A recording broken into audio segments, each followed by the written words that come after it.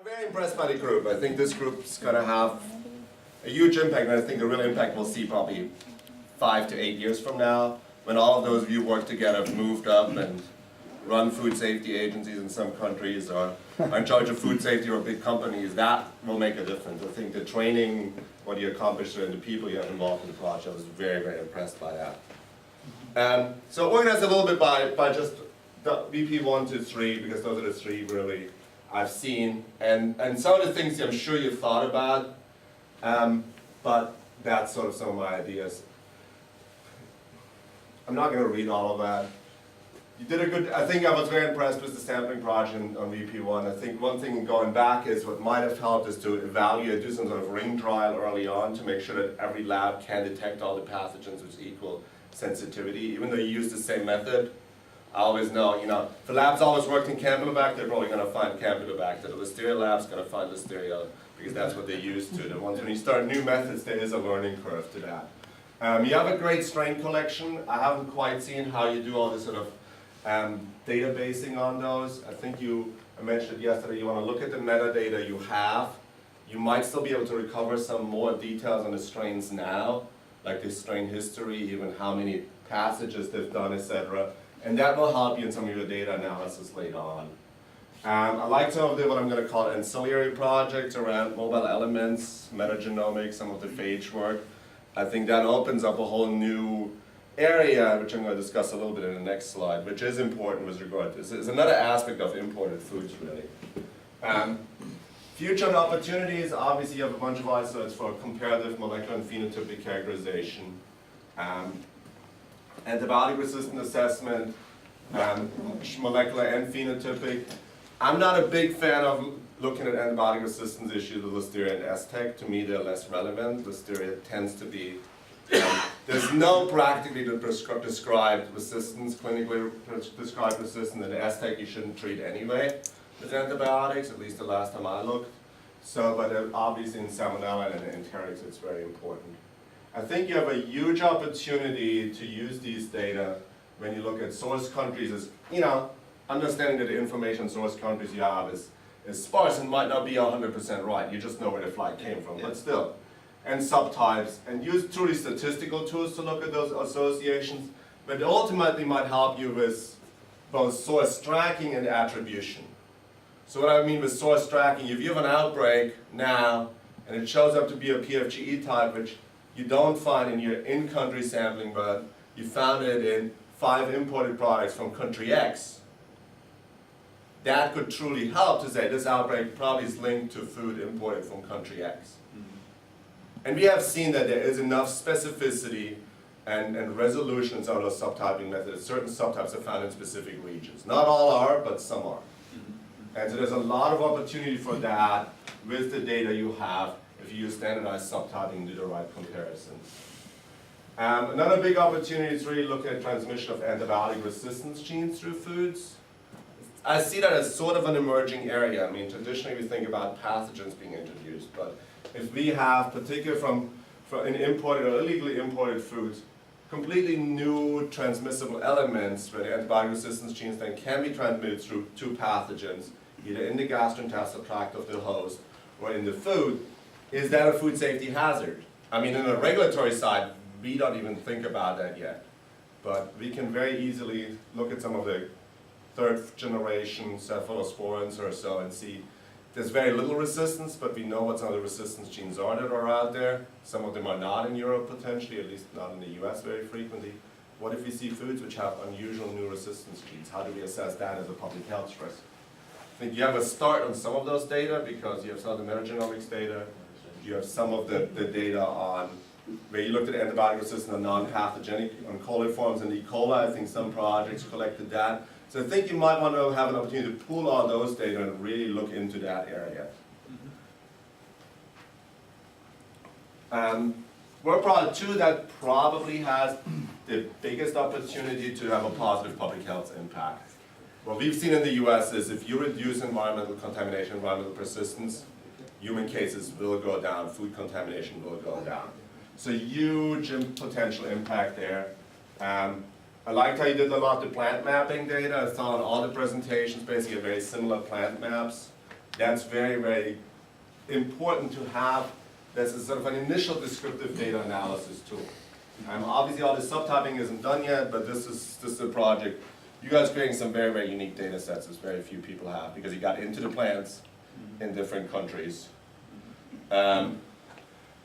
You have an opportunity to set for public health impact, but also to positively influence policy. Environmental sampling policies set up by regulatory agencies anywhere in the world is always dangerous, because the regulatory agencies aren't in the plants.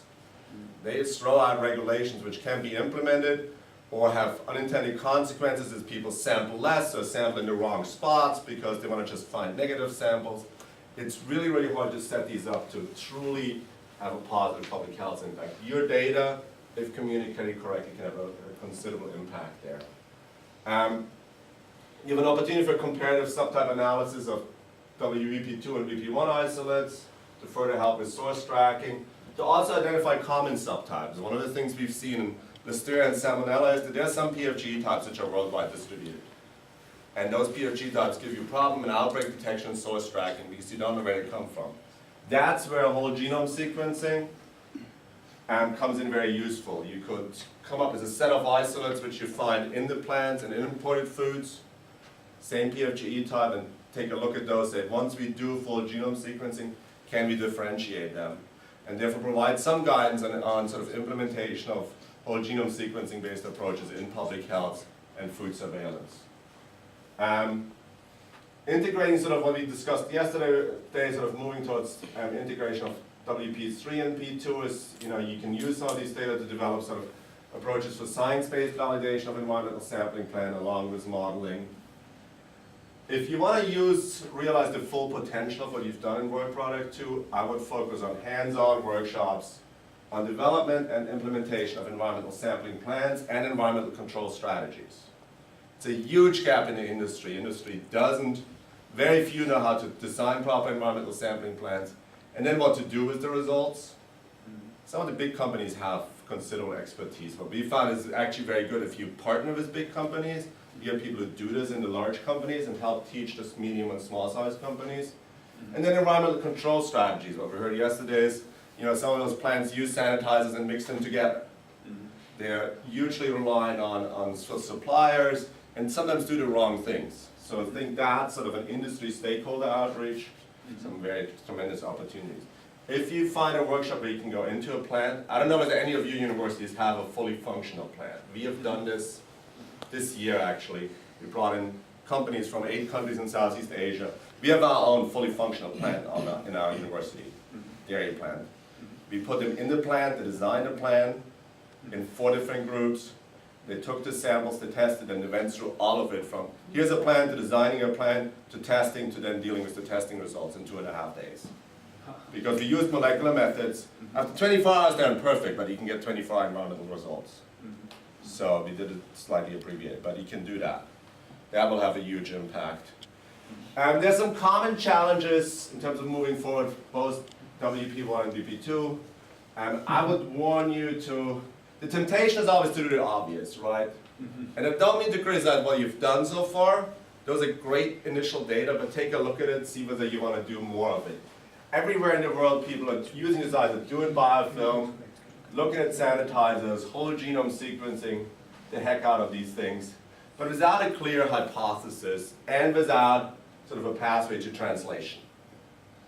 I give you one example. Again, I'm not trying to criticize the research, but the metagenome of drains. Very important, very interesting. One of the goals could be to find certain organisms which allow you for competitive exclusion of Listeria in drains. Great idea. Practically, what happens if you do competitive exclusion of drains? People stop sanitizing drains. Because how are you going to do competitive exclusion and still sanitize? Because you're going to kill your competitive excluder potentially. People are worried about that. I've seen it. I've seen people use phages, competitive exclusion to stop sanitizing because of that. They might still sanitize when you're there, but once you leave, they don't. So think about how you're really going to take those data and translate them into the real world to improve food safety. I haven't heard much about it. I presume it's very challenging, but the more you can try to develop collaborations to allow you to compare your subtype data with human clinical isolates, the better off you are. because that really allows you to assess the public health impact of what you find both in the plants, but also in the imported foods. I don't know, have you had success in that area? Have you tried that? There's only one study, I guess, Greece and Ireland. No, they're doing a study where they have all clinical isolates included. The others, we have to see whether we can get access. Well, I can help you. What I can help you is it's suboptimal, but I mean, in the US, PulseNet data, you can get access. If you give them PFGE patterns, they can compare it. They might not give you their database, but at least will tell you, okay, here are 50, if you give them 50 PFGE patterns, they can tell you how commonly they find it in humans.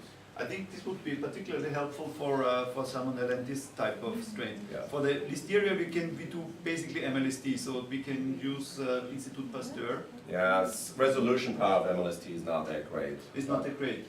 Is it better with PFG? PFG is better, much better than MLST. You get a better resolution. But that's... You've been teaching. It's just discussing about the suggestions. It's a good teaching.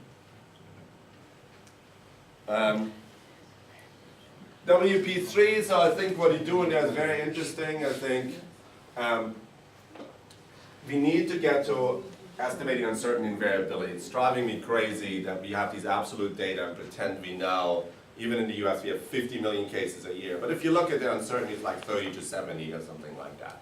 I think that's very good, that's very important. I think a lot of that then can feed back into analyzing the data from VP1 and 2. Make sure you describe your uncertainty, make sure you describe the variability around it. I really like the work on temporal and geospatial data analysis capabilities. Going in the future, if you want to really have an impact on food safety and in this field, you need to be able to work in these data analysis areas. So integrating that, doing the training on that is very, very important. Future, obviously, increased integration, that probably is already happening, but that wasn't quite obvious to me. Lisa made a good comment, you got to move beyond the outbreak data. I think the outbreak data is simply too noisy. The reporting structures, from what I heard, I'm not sure it's true, reporting between the countries, within countries, can change very, very quickly. I think if we can move more towards the case data, that would be useful. And then finally, if we can take the modeling approaches and some of the approaches from WP3 and tie it in with the environmental sampling, that could be very, very, very useful. But I already mentioned that before. So that's what I had. Any questions, comments?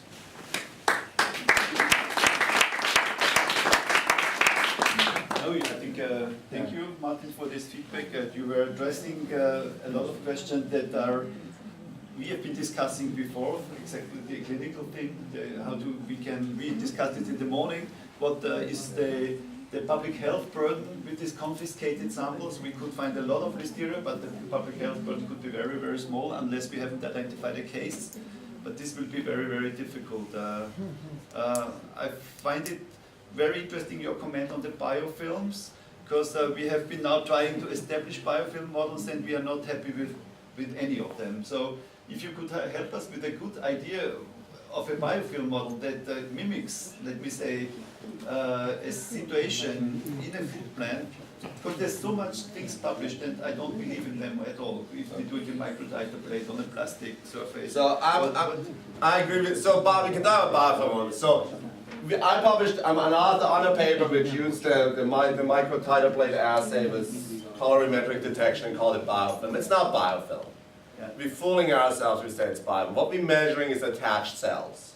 Yeah. Yeah. There's a big difference between attached cells and what I call a true biofilm. True biofilm means extracellular matrix, embedded in extracellular matrix. Listeria, what I've seen, most of the studies I've seen, Listeria attaches very well, very quickly, but I've seen very little things where it shows that it forms a true biofilm by itself. That it truly excretes an extracellular matrix. And you only really can see that with microscopy and some other staining approaches. You don't need to do epifluorescent microscopy. I hear people saying that under certain conditions they form a true biofilm, and it may be true, but I said I haven't seen the primary data. Whenever I see the pictures, it looks to me like they're just attaching and not really forming a biofilm. And the question is whether that's important or not, Practically speaking, if they attach very well, they stay there, and they can cause problems too, but do they have the same sanitizer resistance or not? I don't know. And then the question becomes, are biofilms in Listeria really important? Or is Listeria in places, and we had that discussion yesterday, is it in a place where it can't be reached by the sanitizer? Or does it truly form a biofilm in an area where it can be sanitized? For most of the things we have seen, it's the problem is Listeria is in a spot where the sanitizer doesn't reach it. It doesn't have to form a biofilm because nothing reaches it. It's not exposed to rapid laminar flow, and etc., like we see with some other sportage organisms. I'm very skeptical on the whole Listeria biofilm stuff. We completely walked away. We're not doing anything in it because too many people doing it.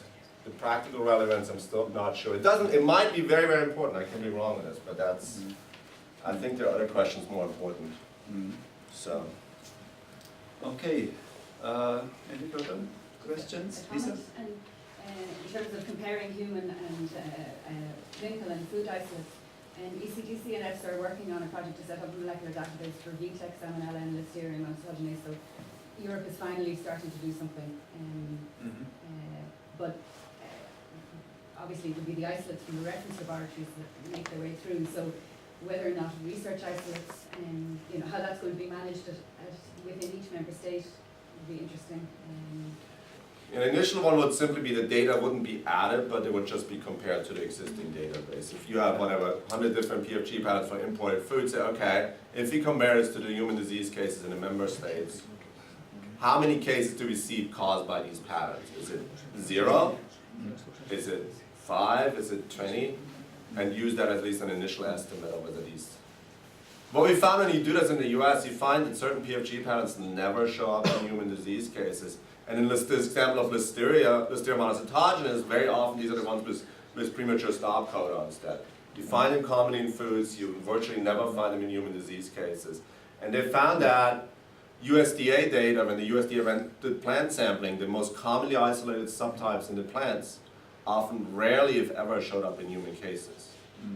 So there's a discrepancy between what's out there in the plants and what's out there in the human cases. And that would allow you that. You wouldn't have to add the data to the database, you would just simply allow researchers to do a comparison. They don't even have to do the comparison. ECDC can do it for them if they're willing to.